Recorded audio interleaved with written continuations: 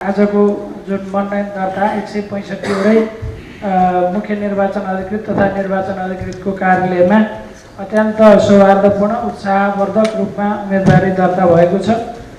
र त्यसमा शान्ति सुरक्षाको राम्रो व्यवस्था हामीले निर्वाचन आयोगको पार्टबाट हामीले त्यो पाएका छौँ र त्यो हिसाबले अब निर्वाचनको आगामी चाहिँ प्रचार प्रसारदेखि लिएर निर्वाचन हुने दिनसम्मको शान्ति सुव्यवस्थाको कुरालाई पनि मर्निङ सोल्स द डे भने जस्तै त्यही रूपमा सफल हुनेछ भन्ने हामीले आशा राखेका छौँ। अहिले हाम्रो प्रणाली अनुसार सबैभन्दा बढी चाहिँ रूपन्देही क्षेत्र नम्बर 2 मा 35 र रूपन्देही क्षेत्र नम्बर 3 मा 35 उम्मेदवारी परेको छ। त्यसमा चाहिँ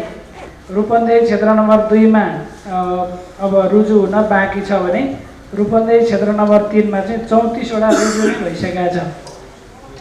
र सबभन्दा कमको हिसाब हेर्दाखेरि चाहिँ हाम्रो मुस्ताङ जिल्लामा जम्मा 4 वटा मात्रै उम्मेदवारी परेको छ र सबै रुजु भइसकेका छ र अनि दोस्रो कम चाहिँ मनाङमा 5 वटा उम्मेदवारी दर्ता भएको र सबै 5 वटा रुजु भइसकेका छ।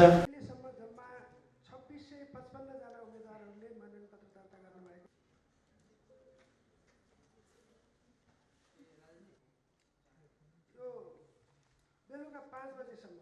भोलि दिउँसो 3 प्रतिनिधि सभा सदस्य निर्वाचन 2022 फगटेलाई तोकिएको सन्दर्भमा आज दिनभरि त्यो कार्यक्रम सहकारी गराउने उद्देश्यले हामी यहाँ उपस्थित भएका छौँ। म यस कार्यको लागि अनुरोध गर्दै कार्यक्रम अगाडि बढाउने अनुमति चाहन्छु। यसकेपछि 7 बजेसम्म भनेका छौँ तर त्यो निरन्तर चलिरहेको उम्मेदवारहरूको विरोधमा